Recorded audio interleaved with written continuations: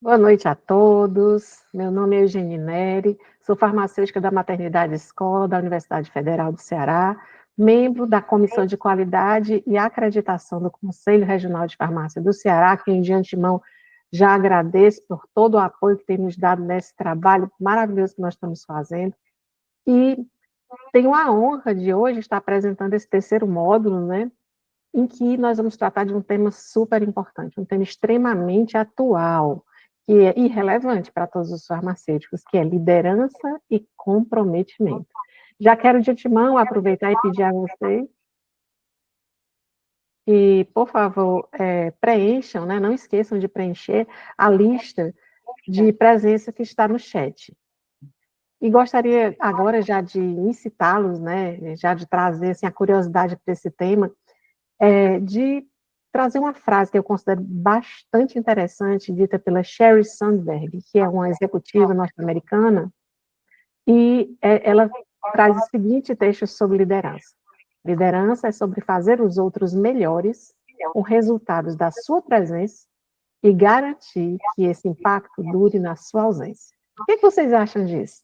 Bom, mas nós não vamos iniciar a fala por mim. Então, eu tenho o prazer e a honra de apresentar nosso colega Cleiton Araújo, que será o palestrante dessa noite. Cleiton é farmacêutico, especialista em logística e gestão da qualidade, graduado em farmácia pela UFC e pós-graduado, tem um MBA em gestão de processos logísticos pelo Unicristos, é atualmente sócio-diretor em transportador e operação logística na C3 Logística, gerente de qualidade da New Medix, professor de MBA com as disciplinas de Supply Chain Management, SCM, desculpe, consultor educacional e perito técnico do TJCE. Tem expertise em gestão da qualidade regulatórios, em controle de qualidade, elaboração de POPs e manuais de boas práticas, auditoria e compliance perante a Anvisa, perante a Vigilância Sanitária e outros órgãos também. Também tem experiência em supply chain management, logística farmacêutica e medicamentos oncológicos, operações de cross-docking, SAP e WMS. Então, na área de gestão de pessoas e processos, Cleiton também possui experiência sólida em liderança de equipes e gestão de processos logísticos. Cleiton, muito obrigada por sua presença conosco aqui nessa noite e gostaria, então, de passar a palavra para você. Lembrar a todos que as perguntas poderão ser colocadas no chat e, oportunamente, o Cleiton fará o envio das respostas e contato com os presentes. Seja, a palavra é sua. Boa noite, Nini. Obrigado pela acolhida, obrigado por tudo, pela acolhida de sempre. E vamos lá falar sobre o que interessa de fato, né? Que é sobre liderança. Vou espelhar minha tela aqui.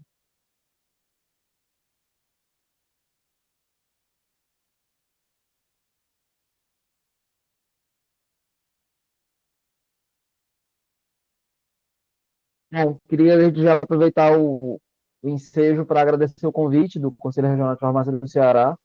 Eu também sou membro da Comissão de Qualidade, e para mim é sempre uma alegria, sempre uma honra muito grande, né? Trabalhar dentro da nossa casa, que é o Conselho Regional de Farmácia do Ceará. Sempre gostei muito de fazer coisas dentro do conselho, sempre me senti muito bem acolhido lá.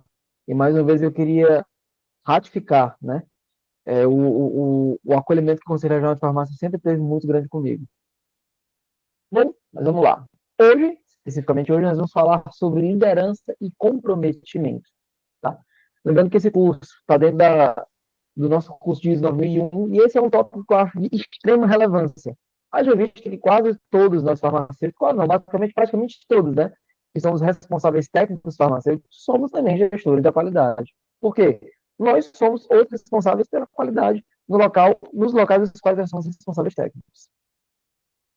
Sim, me apresentei, mas vou fazer uma breve apresentação aqui, que meio que de prática eu faço, né? Como ela disse, eu sou graduado em farmácia pela Universidade Federal do Ceará, tenho um MBA, né, em gestão de processos logísticos, coordeno a Comissão Técnica de Transporte e Distribuição, né, a de Logística do Conselho Regional de Farmácia do Ceará, sou membro da Comissão de Qualidade e Acreditação, essa que está organizando esse curso maravilhoso para vocês.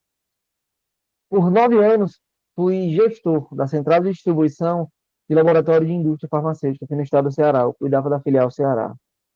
Também fui gestor da qualidade de distribuidora de medicamentos oncológicos de altíssimo custo e cadeia fria. Quem trabalhou com oncológico, quem trabalha sabe quão onerosos são esses medicamentos. a nível de valor financeiro. Também sou gerente de qualidade na New Medics, né, atualmente uma distribuidora de medicamentos voltada para licitações. Sou sócio proprietário na C3 Logística, lá nós fazemos transporte e também trabalhamos com operação logística broker de empresas que querem implementar operação logística aqui no Ceará. Sou consultor na Entende Educacional, onde nós fazemos cursos, né, em que nós, que é justamente muito voltado para farmacêuticos, mas também para profissionais da área da saúde. Sou Special Advisor na Delphos Desenvolvimento Empresarial, que é uma consultoria voltada muito para a qualificação de fornecedores e empreendedorismo. E sou professor de pós-graduação de uma série de disciplinas. Na verdade, tem mais disciplinas do que está aí. Só que eu decidi colocar as peças aí que são as principais, tá? Mas vamos lá para o que realmente vocês estão aqui agora presentes me assistindo. Vocês querem... Gosto, né, sempre de dizer o seguinte. Pessoas se relacionam com pessoas. Se você não sabe tratar uma pessoa como pessoa, se você não consegue olhar uma pessoa como pessoa, você não serve para poder gerenciar pessoas. Essa é a maior verdade que tem. E antes de qualquer título que eu venha a ter, acho que como vocês também, porque vocês não são somente farmacêuticos, auxiliares, gestores, não, não são. Vocês são filhos de alguém, são talvez pais ou mães de alguém, irmãos de alguém. E um líder, alguém que gerencia algo, precisa enxergar aquela pessoa por trás daquele crachá, por trás daquela matrícula. E esse é o Cleiton por trás dos títulos, né? Essa frase aqui me resume: viva por aquilo que você morreria. E eu vivo e morro todos os dias por essa linda princesa, minha Dudu, por esse gatão aí, Cleitinho, e por essa belíssima mulher que é minha esposa, Marina. E vamos começar com os conceitos importantes, que eu julgo extremamente pertinentes para que a gente consiga efetivamente falar a mesma linguagem. Tá? Vamos começar com os conceitos legais aqui.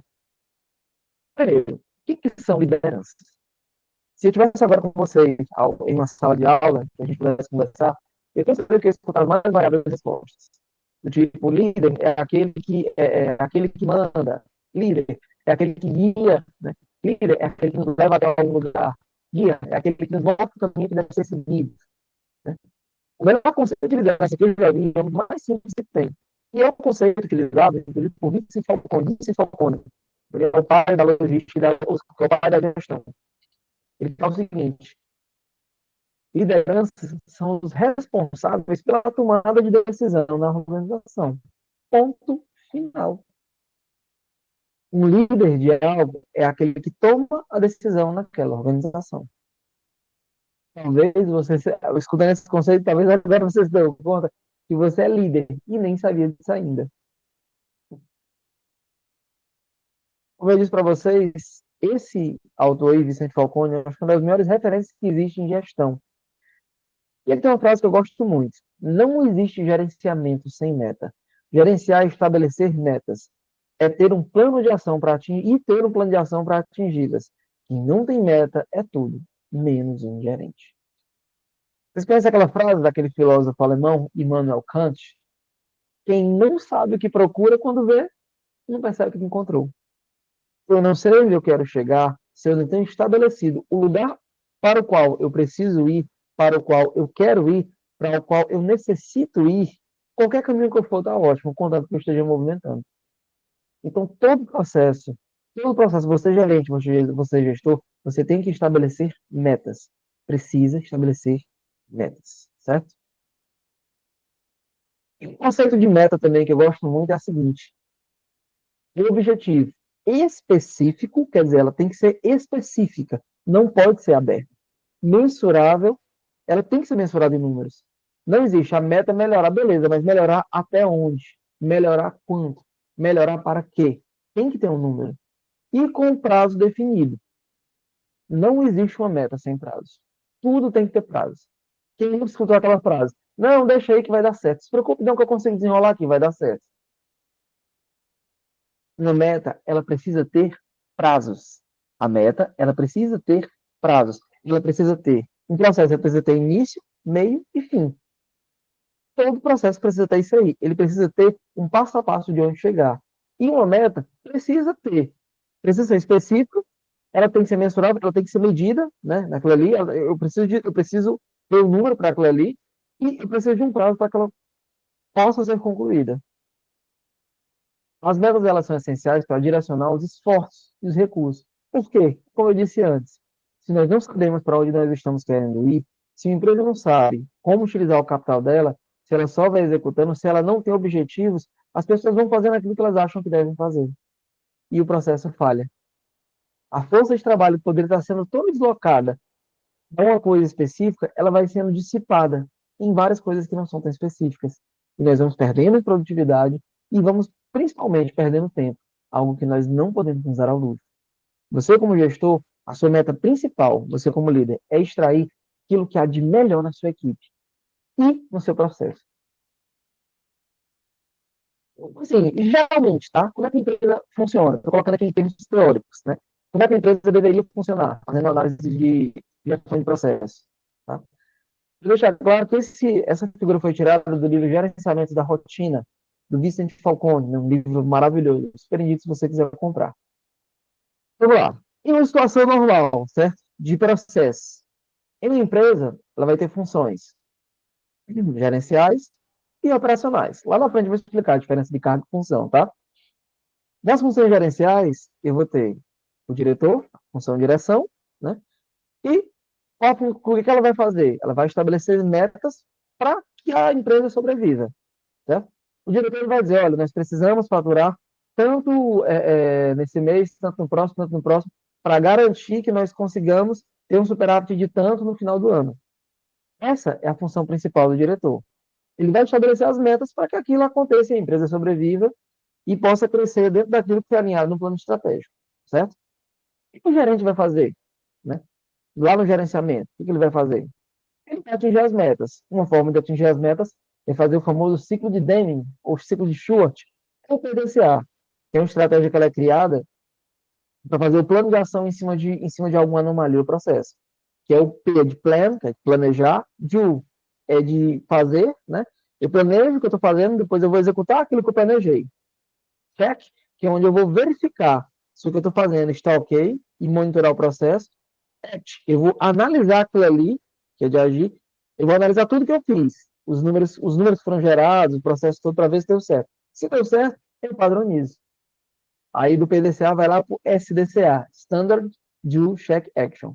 Beleza? Outra função do gerente é o quê? Eu vou atingir as metas e treinar o supervisor para executar exatamente a forma que eu digo que as coisas irão acontecer. Certo? Repetindo, a direção estabelece as metas e o gerenciamento desdobra as metas, trazendo um plano de ação para que elas aconteçam. Certo? E o caminho para que aquilo aconteça. Tá? Isso são as funções gerenciais. Agora vamos lá para o operacional. Qual a função do operacional? Né?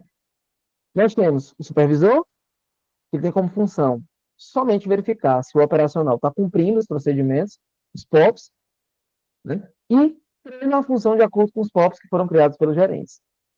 Ok? O gerente diz como o procedimento deve acontecer. Muitas vezes ele pode até pedir para o supervisor fazer, tá? Mas ele é quem vai dizer se aquilo está ok ou não, se pode acontecer ou não. E o operacional, o que ele vai fazer? Cumpre os procedimentos operacionais padrão, certo? Pessoal, como esse curso é muito voltado para ISO 9001, eu trouxe também a situação em casos de anomalias, que são falhas de processo. Isso aí que eu falei até agora, pessoal, são situações que acontecem, ó, isso aqui tudo, são situações que acontecem em condições normais, sem anomalia. Essa aqui agora, a gente vai citar o que acontece quando ocorre a anomalia. Quase sempre a anomalia é identificada primeiro onde? Na operação. Eles vão identificar o que aconteceu na operação, porque eles já estão na operação. Eles já estão ali no meio. Eles vão identificar aquela anomalia. O que o supervisor vai fazer? Registrar aquela anomalia e relatar para o gerente aquela anomalia, certo? E, antes de qualquer coisa, né, ele vai retirar o sintoma da anomalia. Por exemplo, vou dar um exemplo aqui. De repente, eu trabalho em uma distribuidora de medicamentos e tem uma goteira molhando um pallet inteiro lá, cheio de medicamentos. De imediato, eu vou retirar o que está causando aquela anomalia, que é o medicamento debaixo daquela goteira, certo? Eu vou relatar a anomalia para o gerente. O que o gerente vai fazer? Ele vai fazer o relatório, o famoso RSA, né? Relatório da situação atual, para entregar para a chefia. Aqui, ele normalmente se faz semestralmente, algumas empresas fazem mensalmente, algumas chegam a fazer até quinzenalmente. Depende muito do tipo de empresa, do tipo de processo. ele vai depois eliminar aquelas anomalias crônicas, aquelas que se repetem, atingindo lá nas causas fundamentais via PDCA. Depois ele vai periodicamente analisar aquela anomalia, certo? Detectando as anomalias crônicas, que a gente chama de análise de Pareto. Para quem não sabe, né, se você trabalha com gestão, você talvez já tenha ouvido falar. Para quem não sabe, gente, o Wilfred Pareto foi um economista que ele dizia o seguinte: 80% das nossas terras, do país, se não me engano, é a França, se concentra na mão de 20% dos agricultores, dos senhores. E 20% do resto das terras está dividido para 80% da população. Então, as anomalias que a gente chama de na análise de Pareto são aquelas anomalias que elas unidas causam 80% do impacto na operação. Entenderam? É a regra do 80-20. Outra coisa também, né, que o gerenciamento faz, ele diariamente vai verificar se aquela anomalia que ainda existe já sanou-se. Certo? Ele vai, juntamente com o supervisor, fazer a análise do processo. E aí, deu certo? E aí, funcionou? E aí, já acabou a anomalia? Está dando certo fazer? Porque uma anomalia, pessoal, ela literalmente para uma operação. Uma anomalia que existe, ela atrasa uma operação sempre. Então, que se tem qualquer anomalia, a primeira coisa que tem que fazer é retirar aquela anomalia, tratar aquela anomalia, certo? E o que a diretoria vai fazer? Estabelece metas para corrigir aquela situação atual, tá? Compreende o famoso RSA, o relatório de situação atual, analisa ele, compreende e estabelece metas para poder cumprir aquilo ali, beleza? Isso é o que acontece normalmente em uma empresa. Por que eu fiz questão de colocar isso? Porque muitas vezes a gente se confunde achando que um supervisor deve criar metas. Não, não deve criar metas. Isso em análise diária de processos, tá? Isso é em um mundo ideal, como as coisas deveriam funcionar. Bom, agora vamos fazer uma perguntinha maravilhosa. E uma meta muito grande e desafiadora para ser cumprida no prazo de um ano. Qual a melhor forma de alcançar essa meta? O que vocês acham? Realmente eu tenho uma meta gigante, que eu já por muito isso que eu faço. Como é que vai ser isso agora? Bom, isso é o cérebro humano. Tá? Gente, o nosso cérebro humano, ele funciona na forma de recompensa.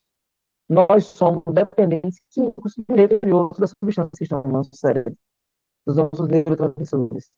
Nós precisamos ter recompensa para aquilo que nós fazemos.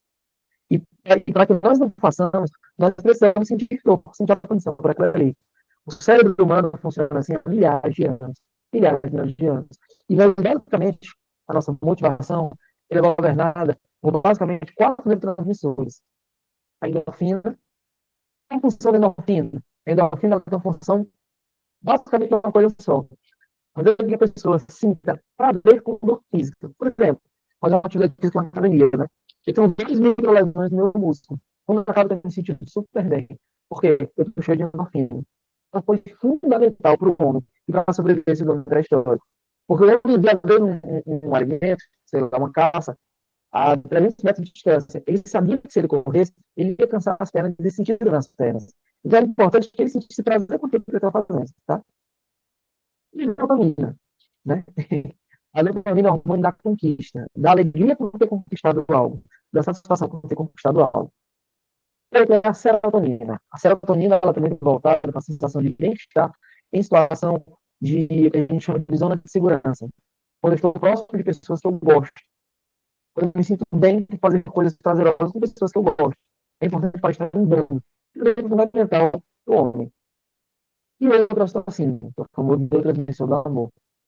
Que faz querer construir família, que nos faz querer ter relacionamentos, que faz muitas vezes uma mãe morrer por um filho, um pai morrer por um filho. Esses neurotransmissores de cima, a endorfina e a dopamina, eles são os neurotransmissores que a gente chama egoístas. Eles nos levam a fazer qualquer coisa para sobreviver. E esses baixos são os altruístas. Eles nos levam a querer estar em grupo para sobreviver, tá? Guarda essas informações que elas vão ser importantes. Agora, imagine o seguinte, certo? Nós temos altruístas, né? Que nos levam a fazer qualquer coisa. Vai comprar alimento, construir abrigo, ferramentas e em frente. E os egoístas, a gente vai trabalhar juntos, eles vêm em bando, desenvolver confiança e lealdade. Até para poder saber os locais que você deve pisar ou não, e o grupo que você deve estar ou não, pela questão da segurança de sobrevivência.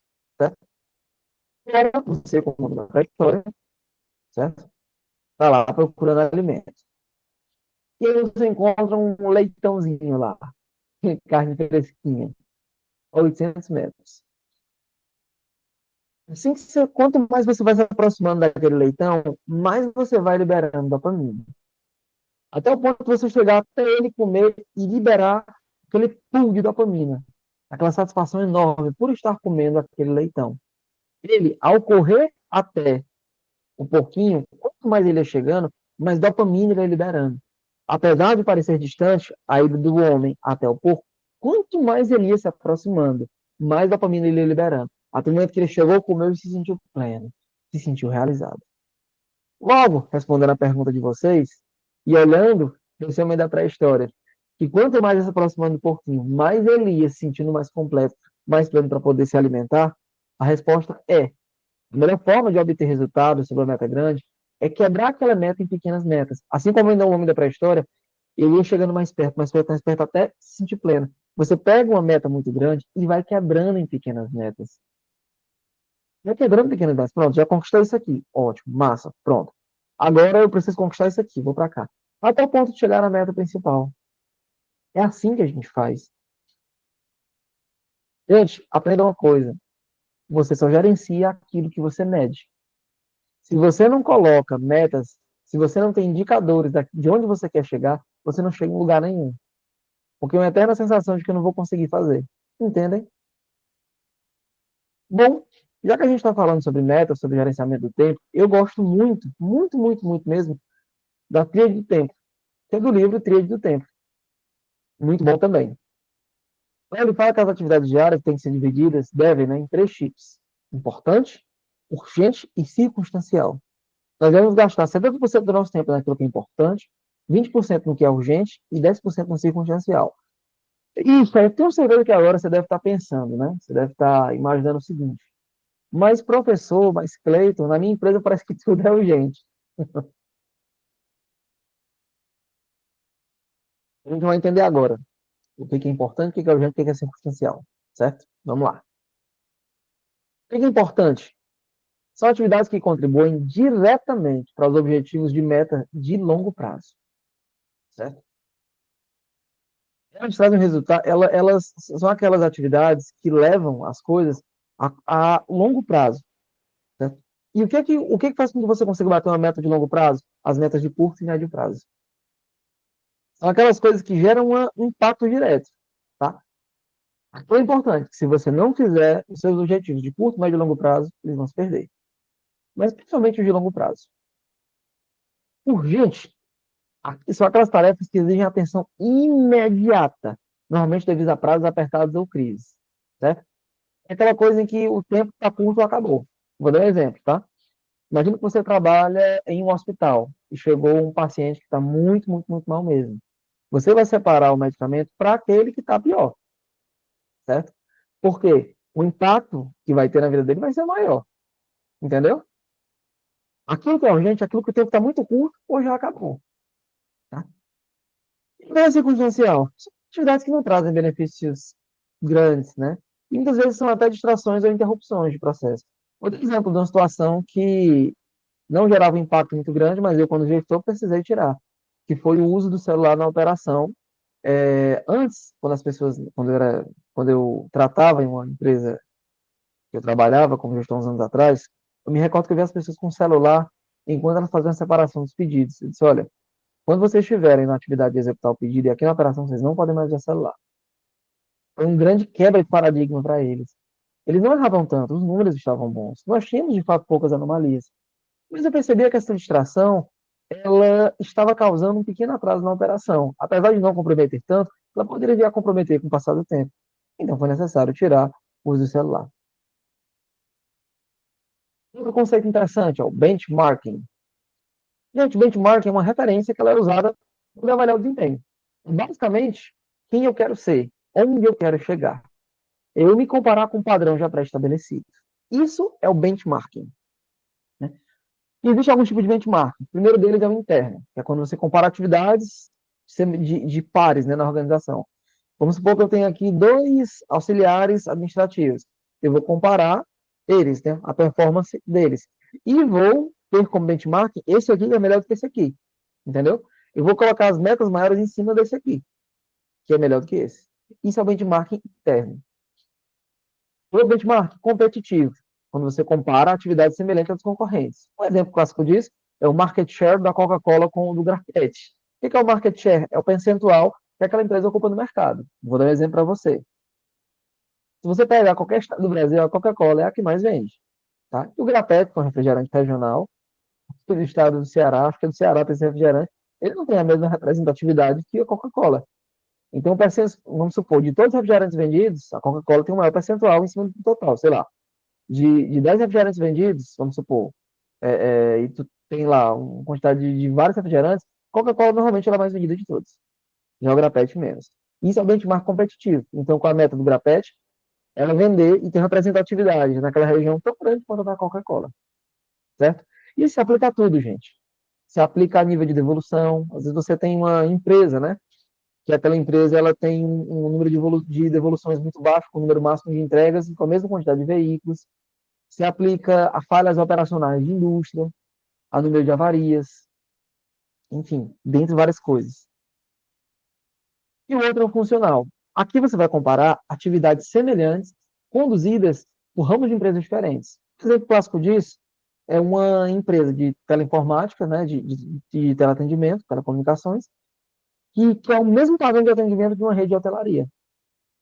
Ela vai ter aquela rede de hotelaria como padrão de como lidar com as pessoas, de como tratar as pessoas, e vai ter aquilo como benchmarking, certo?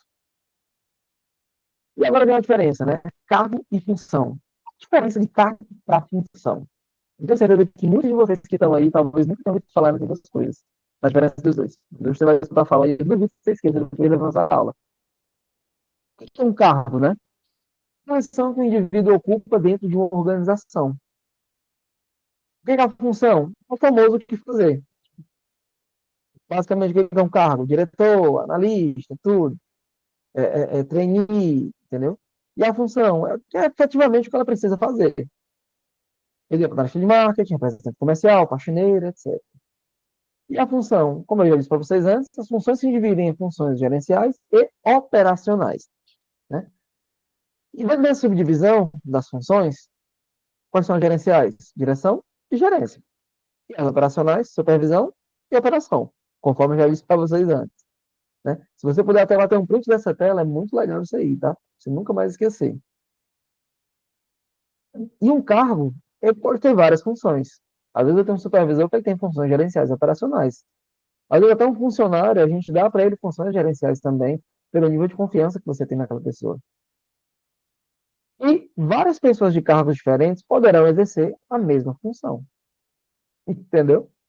Várias pessoas de cargos diferentes podem ter uma função de gerente, uma função de gestor. Tanto que a gente tem gestor da qualidade, gestor de logística, gerente operacional, gerente de logística, enfim. Nós temos várias pessoas de cargos diferentes que podem exercer a mesma função. Entenderam? Por exemplo, eu posso ter vários gerentes, logística, qualidade, manufatura, e função, eu só tenho uma. Outra, né? A organização hierárquica de uma empresa, ela deve mudar os cargos no decorrer da vida. Né? Ela precisa mudar. Por quê? Né, que ela tem que mudar os cargos? Modificações do mercado muito dinâmico, altera muito. Olha o que está acontecendo agora com essa imensa quantidade de divulgação de inteligência artificial. O mundo mudou. Existem cargos que não existiam há uns anos atrás, e agora existem. Pelo crescimento dos seus empregados, por meio de educação e treinamento, os colaboradores eles começam a se desenvolver, a se aperfeiçoar, começam a crescer, começam a se desenvolver. E como eu disse antes, pela influência da tecnologia da informação, que é muito importante. Pelas mudanças mercadológicas, existem cargos que existiam há 20 anos e hoje não existem mais. Assim como existem cargos que vão surgir a cada dia. Pela influência da cultura local. Existem cargos que eles não vão, que eles não vão acontecer em alguns locais. E já outros locais, sim. A cultura local influencia muito como o mercado se comporta. E isso é muito importante. E a influência das pessoas também. Às vezes você confia mais, você como gestor, você confia mais um colaborador ou outro. Então você promove um, promove outro, muda de um cargo para outro. Certo? E cargos que deixam de existir, cargos que começam a existir. Entende? Isso é uma dinâmica muito grande de mercado que vai começando a acontecer. Função, né? As funções, elas não se alteram. Acreditam nisso? Os cargos eles se alteram. Posso ter diretor, trainee, assessor, colaborador, enfim, posso ter os mais diversos cargos que existem. Analista 2, analista 3, analista 4, gerente um, subgerente, entendeu? Enfim, você pode ter várias coisas. As funções não. Você sempre vai ter funções operacionais e funções gerenciais. Funções de gerenciamento, função de diretoria. Funções operacionais, de supervisão e operação. Isso aqui, pessoal, os cargos, eles devem mudar no decorrer da vida da empresa. E as funções, elas não se alteram. Isso é muito importante, para que a gente possa entender um pouco, né, que o cargo ele deve se mudar, e as funções não. Mas uma pergunta interessantíssima, certo? Qual a diferença entre poder e autoridade? E aí, qual a diferença entre poder e autoridade? Essencialmente, pessoal, o poder é a capacidade de impor ações através do medo ou posição hierárquica, causando obediência forçada. Você vai fazer isso aqui porque eu estou mandando você fazer. Isso é poder. E você utiliza a famosa obediência forçada. E o que é autoridade? É conquistada pelo exemplo, respeito e influência positiva, promovendo liderança genuína. Enquanto uma é causada por medo ou posição hierárquica, aquela conquistada pelo exemplo, respeito e influência positiva. A autoridade é que ela gera uma liderança genuína. Uma autoridade de verdade, alguém que é autoridade de verdade, ela nunca precisa aumentar o tom de voz. Porque ela ser o que ela é, já gera aquele respeito, já gera aquela admiração. O poder, ele é imposto pelo medo. E o medo, ele não é interessante em um ambiente corporativo. A gente vai entender sobre isso já já. Vamos lá. Eu gosto muito de falar sobre o cérebro do homem primitivo por um motivo simples. Muita coisa dos nossos reflexos de quem nós somos são heranças ainda do homem primitivo, do cérebro do homem primitivo. Algumas coisas não mudaram. E aí eu gosto muito de citar, para que vocês possam entender algumas coisas acerca do comportamento de vocês que funciona para tudo na vida.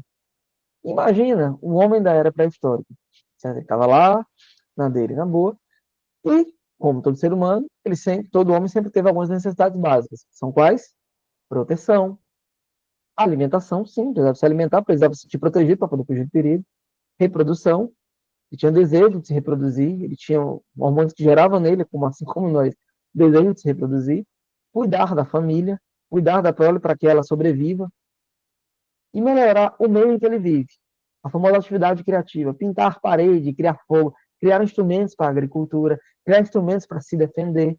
Ele só consegue fazer isso depois que ele já está se sentindo protegido, que ele já se alimentou, que ele já teve a sua, digamos que já começou a se reproduzir e já tem um meio ali da família dele. Depois que tem isso resolvido, é que ele começa a usar a cabeça para outras coisas. Né? Imagina que esse homem da pré-história vive onde?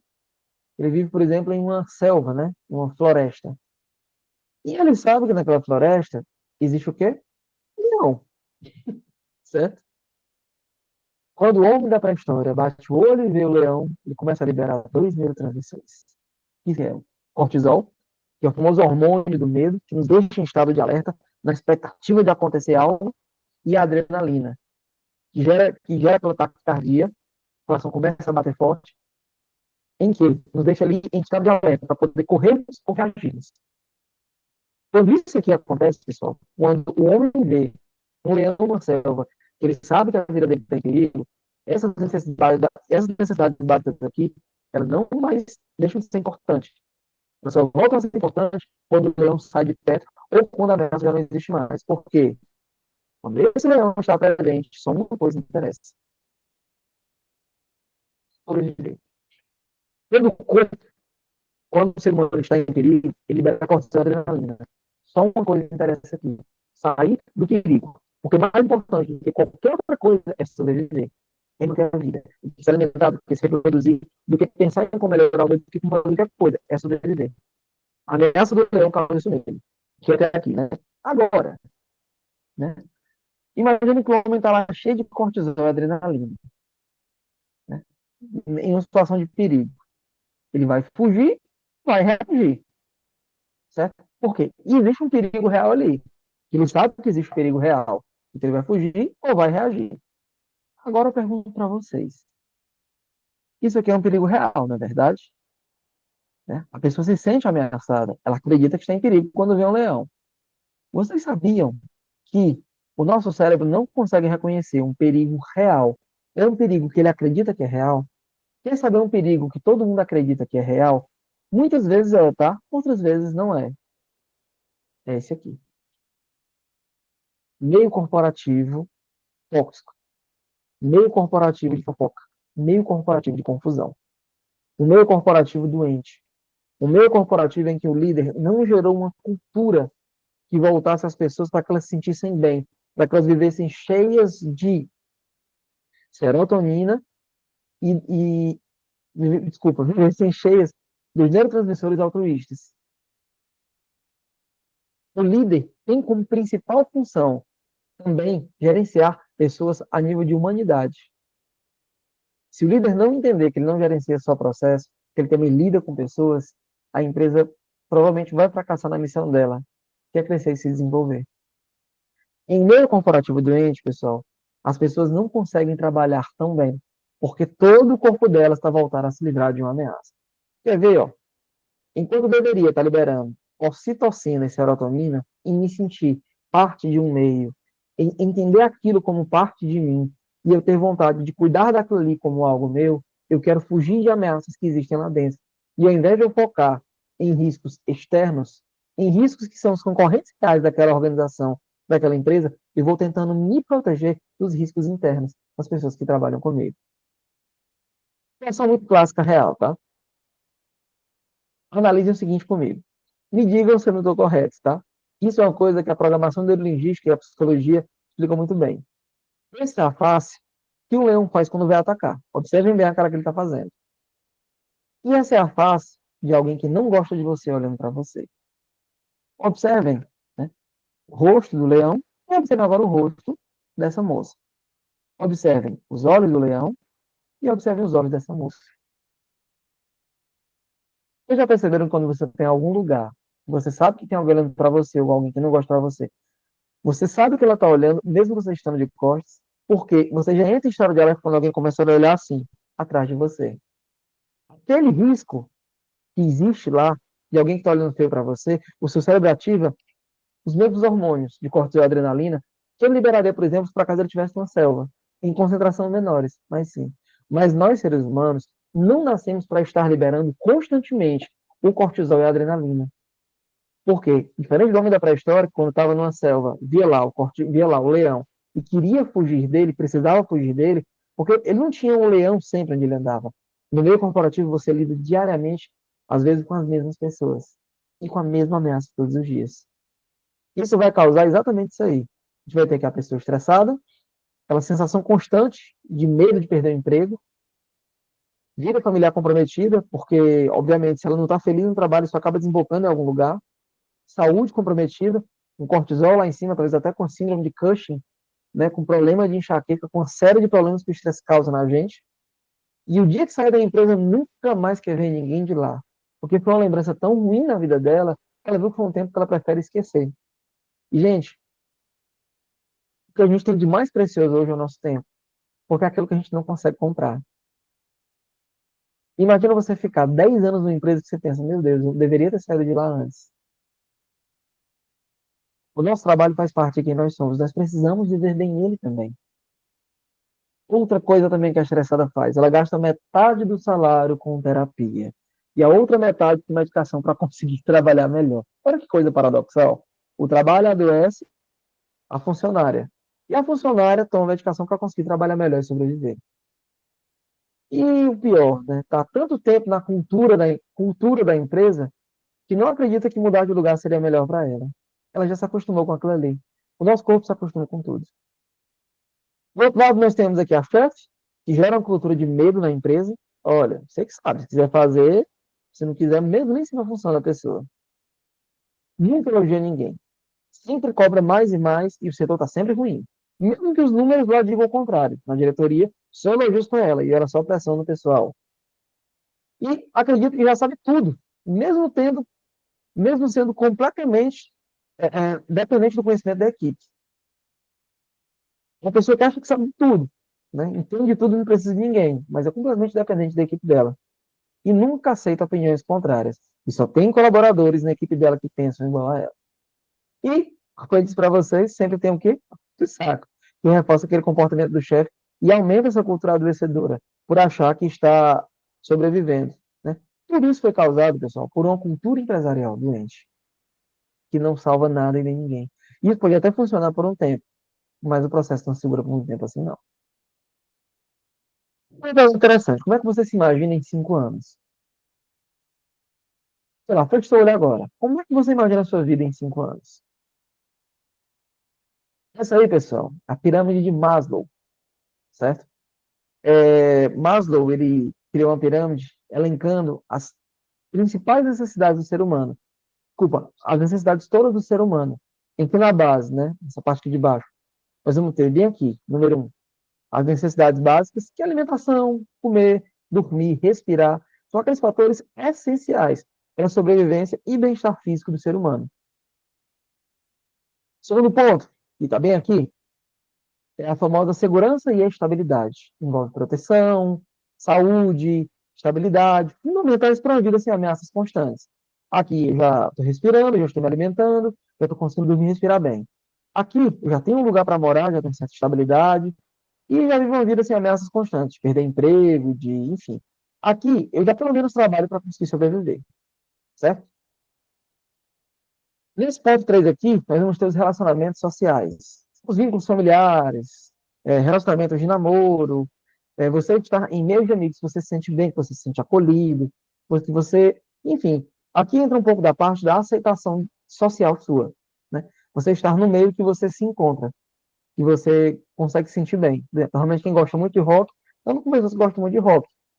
Pessoas que gostam mais de filme, andam com pessoas que gostam mais de filme. Pessoas que gostam mais de festa, andam mais com pessoas de festa. Porque existe uma sincronia ali, as pessoas comunicam melhor. O 4 aí já entra a estima, né? E se divide em dois. Estamos bem aqui, quase no topo. Que é a autoestima, que é o respeito próprio a si mesmo. Você se ama, você gosta de quem você é, e você se respeita. E a estima dos outros. Os outros reconhecem quem você é. E aqui, a satisfação dessas necessidades, elas vão contribuir para uma autoconfiança e sensação de valor. Nesse ponto aqui, é onde eu me sinto valorizado, tá? Começo a me sentir mais valorizado. E nesse último ponto aí, aquele ponto lá de cima, que muitas vezes a gente tem como ponto principal, mas para aquele ponto principal acontecer, os demais precisam estar elencados. Esse ponto um, ele serve de base para o 2. Quer dizer, esse 2 só vai estar bem fortalecido se essa base 1 for fortalecida. Esse ponto 3 vai estar fortalecido se esse ponto 2 for fortalecido. O problema é que muitas vezes nós vamos colocando os nossos relacionamentos, o nosso emprego, os nossos amigos acima daqui, das nossas necessidades básicas. E por isso, vamos fracassando como pessoas, vamos fracassando às vezes em nossos relacionamentos e nas nossas missões pessoais. E esse ponto aqui, pessoal, esse ponto 5 aqui, vocês acham que é o quê? O que será que é? É a autorrealização. É quando eu estou bem. Pronto. Estou autorrealizado aqui. Busca pelo crescimento pessoal e pela realização do potencial máximo. Né? É a motivação para se tornar a melhor versão de mim. Depois que eu já consegui conquistar aquilo tudo, relacionamento, trabalho, tudo. E eu estou me sentindo pleno, eu estou me sentindo completo, eu estou fantástico ali. Eu entro no ponto da autorrealização. Criatividade, valores morais, espontaneidade, resolução de problemas e o desejo de cumprir metas e objetivos pessoais. Não se enganem, tá? Não se enganem. Essa autovalidação, para ela acontecer, precisa ter bastante. ocitocina, você tem que se sentir bem, você precisa se sentir amado, você precisa sentir que ama algo. E tem que ter muita serotonina, você tem que estar sentindo em um lugar que você tem muita, que você está sentindo seguro, um meio que você está seguro, para você ter essa autorrealização como pessoa. Mas enquanto você tiver isso aqui, essa autorrealização aqui, você ser criativo, você ter valores morais, você ser espontâneo, não vai acontecer. Em outras palavras, o meio que você trabalha, que você deveria estar entregando mais, você é líder, você é gestor.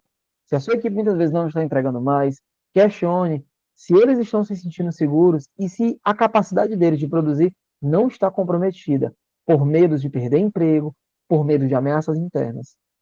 Você pode até exigir mais da sua equipe, mas é fisiológico. Eles só vão entregar mais se eles se sentirem bem com o que eles estão fazendo. Isso que só vai acontecer se o meio que eles trabalharem for um bom meio. E responder a pergunta, e professor, como é que eu posso ser um bom líder? Né? Eu costumo citar, né, essa informação aí, aceitando que você lidera pessoas, não somente número de matrícula. Como assim? Eu amo esse livro, tá? Do Simon Sinek. Líderes se servem por último. Como construir equipes seguras e confiantes. Nesse livro, ele cita uma série de cases, né, uma série de histórias. E ele cita muito, ele fala muito da cabeça doentia de alguns ditadores, né? E como eles pensam para mostrar até o exemplo negativo. E um deles, que ele cita, é o Joseph Stalin, que ele fala o seguinte: a morte de um homem é uma tragédia. A morte de milhões é uma estatística. Sabe por quê, pessoal? Quando você olha para a pessoa como pessoa, você vê que ela é pai de alguém, mãe de alguém, irmão de alguém. Ela é a pessoa mais importante do mundo para alguém. Então, ela no trabalho, ela é alguém muito preciosa para alguém e ela tem que ser respeitada como tal. Entendem? Quando você olha para uma série de pessoas como número de matrícula, que eles são descartáveis, aquilo deixa de ser um problema. Nós precisamos olhar para pessoas como pessoas e não como números. Isso é o que vai fazer com que a nossa equipe consiga produzir melhor. E é interessante pensar nisso, né? Como a falta de uma conexão humana, né, e o foco em números frios pode levar a decisões desumanas. Essa frase é do Joseph Stalin, né, um ditador. Olha a quantidade de decisões desumanas que ele gerou, que ele causou. Por quê? Pela falta do vínculo humano.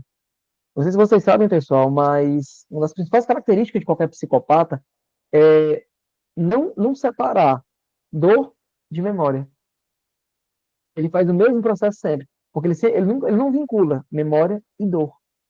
Nós precisamos vincular sempre aquela pessoa ali a alguém. Nós precisamos olhar para as pessoas como pessoas de verdade, e não somente como alguém que está executando a função. E aí vem outra pergunta: como é que eu vou gerar comprometimento na minha equipe? Eu adoro falar desse case. Isso é um case real, tá?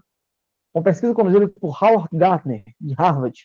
Ele percebeu que o que as pessoas chamam de bom trabalho é uma mistura poderosa daquilo que elas são excelentes, do que as engaja e da sua ética. Aquilo que elas acreditam que tem algum tipo de relevância. Ou seja, aquelas vocações absorventes, aquelas pessoas que amam o que fazem. Eu me recordo muito, na época da pandemia, né, gerenciava o CD de um laboratório farmacêutico, e lá a gente viveu um período muito difícil, né? Porque enquanto estava todo mundo em casa, de home office e tudo, nós estávamos lá na luta. Para quem não sabe, a origem do termo logística, uma das origens dela, são os militares responsáveis, lá na Roma Antiga, ou Grécia Antiga, desculpa, Grécia Antiga, por levar alimentos e suprimentos aos soldados durante as batalhas. Ele dizia, pessoal, quem tem parente no interior? Levantava a mão. Pois é. Hoje nós estamos aqui sacrificando as nossas vidas, gastando nosso tempo para poder salvá-los lá no interior.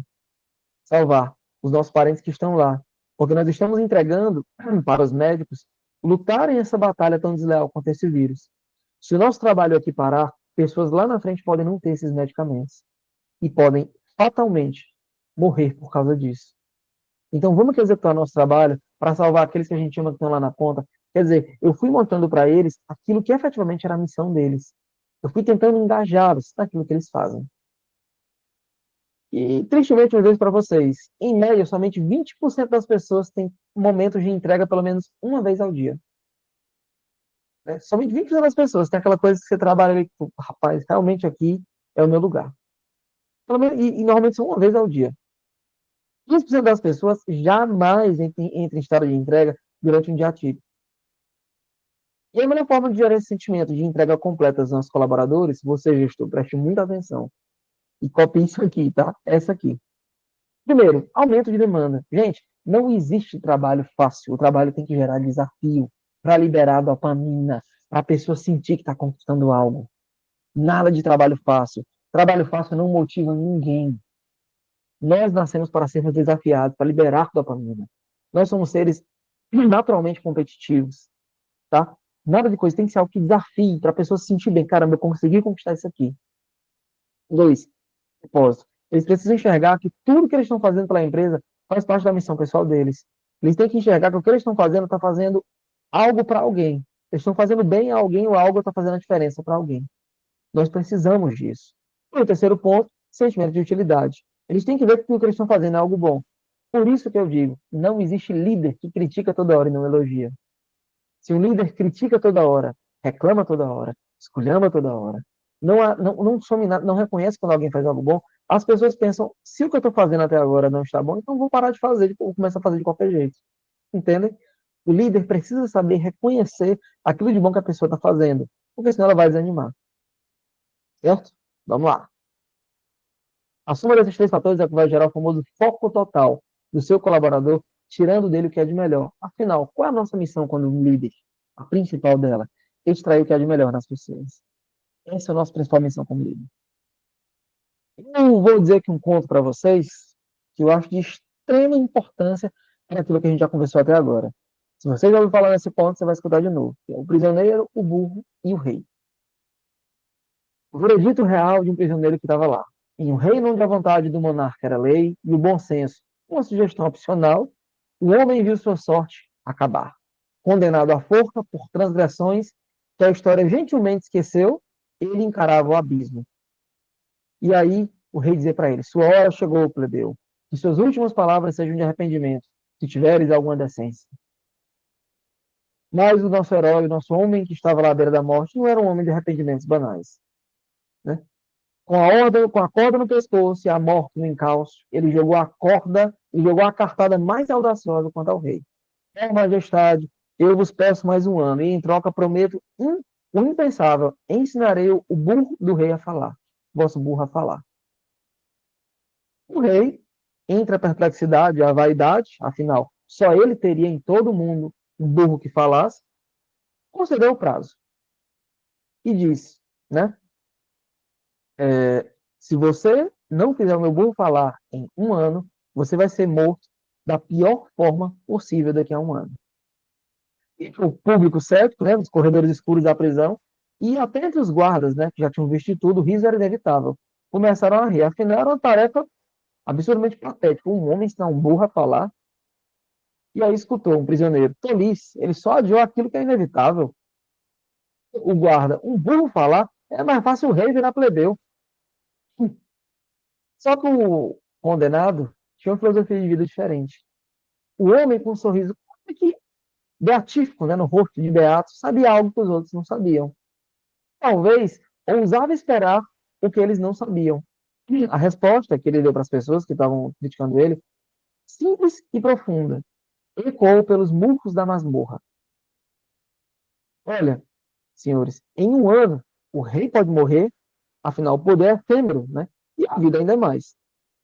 Em um ano, o burro também pode morrer, até a criatura mais teimosa no seu destino. E em um ano, eu também posso morrer. Afinal, não era isso que ia acontecer agora? Ou a grande incógnita e a possibilidade mais remota. E a cereja do bolo, né? A esperança mais insana que o prisioneiro tinha. E quem sabe em um ano, o burro pode aprender a falar. Porque no grande teatro das coisas absurdas, a menor das chances ainda é uma possibilidade. Meu querido, minha querida, você que está me vendo agora, se o ambiente que você trabalha, ele não está saudável, ele não está agradável, se você como gestor não consegue ver melhoria na sua equipe e você vê que é uma equipe muito boa, não desanime, não desanime. Aquilo que você não pode mudar, muitas vezes você precisa de um pouco de fôlego e sabe esperar um pouco mais. Lembra da pirâmide de Maslow? Antes de qualquer coisa, sobreviva. Antes de qualquer coisa, viva. Tenho que comer, tenho que dormir. Não adianta muitas vezes ficar num cargo pensando em ter uma boa qualidade de vida se o próprio trabalho está acabando com a sua qualidade de vida também. A empregabilidade, pessoal, é uma porta que ainda não foi aberta. Vocês pararam para pensar nisso já? Desse conto que eu contei, quais lições a gente consegue tirar? Otimismo estratégico. Por que eu vou me desesperar hoje pelo que só pode acontecer amanhã? Eu sei que é difícil, meu Deus, eu vou para uma reunião amanhã e o meu chefe vai estar lá e vai ser horrível. Isso vai acontecer amanhã. Coisa pode acontecer de hoje para amanhã, né? E outra, né? A famosa arte da procrastinação construtiva. Ganhe tempo. Às vezes o tempo é o melhor aliado que a gente pode vir a ter. Naquilo que a gente não consegue fazer nada. O tempo nos dá a capacidade de pensar naquilo que a gente não conseguiu pensar até o momento do fato acontecer. E a flexibilidade e imprevisibilidade do destino. Às vezes, pessoal, é bom realmente aprender a falar. Em outras palavras, aquilo que teoricamente parece impossível, devia acontecer. E, como estamos falando de gestores, né, grande parte de nós somos gestores, se não somos gestores de cargo, nós somos gestores da qualidade, porque o responsável técnico também é gestor da qualidade. Eu também acredito que tudo na vida tem um propósito.